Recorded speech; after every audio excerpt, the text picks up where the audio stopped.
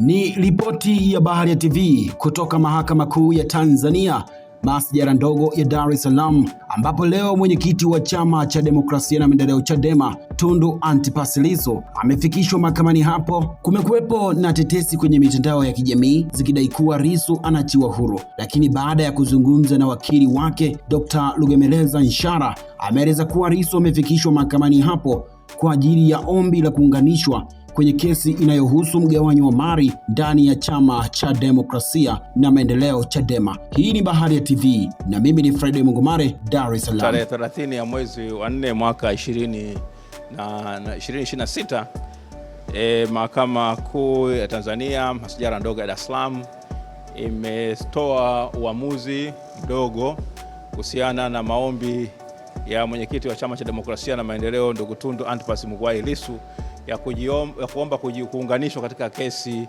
namba 8323 ambayo ilikuwa imeletwa na Said Issa na wenzake wawili, Ahmed Rashid na marehemu sasa Maulida Ana Komu ambaye amezikwa jana. Sasa mwenyekiti Tundu Antipas Lissu kwamba aunganishwe katika hiyo kesi.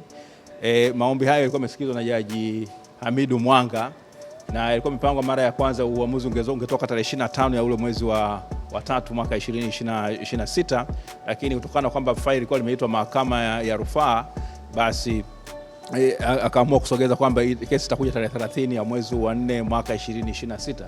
Na baada ya maamuzi yamesomwa na msajili, na katika uamuzi wake ni kwamba amekataa kumuunganisha ndugu Tundu Antipas Lissu. Anasema kwamba mbali ya kwamba yeye ni mwenyekiti wa chama, lakini kwa kuwa ameeleta katika nafsi yake na si katika nafasi yake ya mwenyekiti wa chama, basi hana maslahi ya moja kwa moja, na kwamba amri ikitoka kwamba kile cheo kinaweza kukaliwa na mtu yeyote mwingine, sio lazima awe yeye. Kwa hiyo yeye kuingia kwa nafsi yake si sahihi, kuomba kuingia kwa nafsi yake. Kwa maana hiyo amekataa na kusema kwamba anaweza akaja kama shahidi. Kwa hiyo ndio ambacho kimetokea, na maombi hayo yamekataliwa. Lakini cha msingi tu ni kwamba hii kesi hivi sasa haipo tena kwa Jaji Hamidu Mwanga, iko kwa Jaji Ngunyale, kesi ya msingi namba 8323, na ile kesi itakuja tarehe 13 ya mwezi wa 5 mwaka 2026, ambako yale maagizo ya mahakama ya rufaa ambayo yalisema kwamba uangalie kama hii kesi ililetwa ndani ya muda, kama je ililetwa ndani ya ule muda wa miaka 6.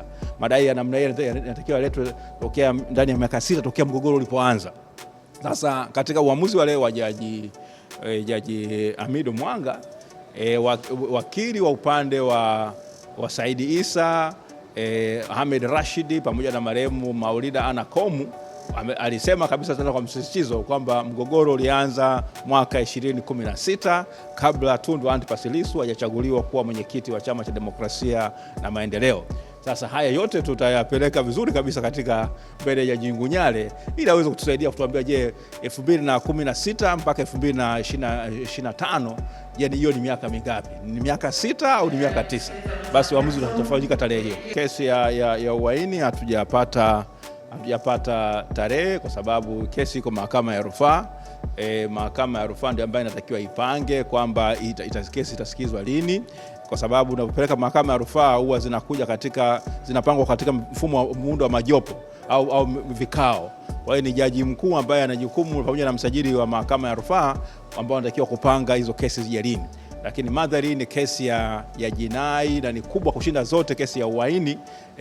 Ni rai yetu kwamba hakuna kesi kubwa kama kosa la uhaini au kesi ya uhaini, na madhari ndio kosa ambalo limetamkwa na katiba ya nchi. Kwa hiyo uendeshaji wake unatakiwa uwe wa haraka, na ukumbuke mwenyekiti Tundu Antipas Lissu yuko gerezani na anastahili na kwa maana akiwa gerezani ile haki yake ya uhuru imebinywa kwa sababu inakatazwa na sheria hawezi kupata dhamana.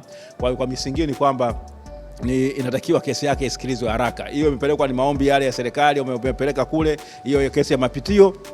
Basi ni rai yetu kwamba kesi hiyo iitwe haraka, ipangwe, ukweli ujulikane kama serikali walikuwa sahihi katika maombi yao au sivyo, na ili mwisho wa siku jopo la majaji hapa wa Mahakama Kuu waweze kuendelea kusikia kesi na kuitolea uamuzi. Asante kwa kuifuatilia Baharia TV. Usisahau kulike, kusubscribe, kucomment na kushare.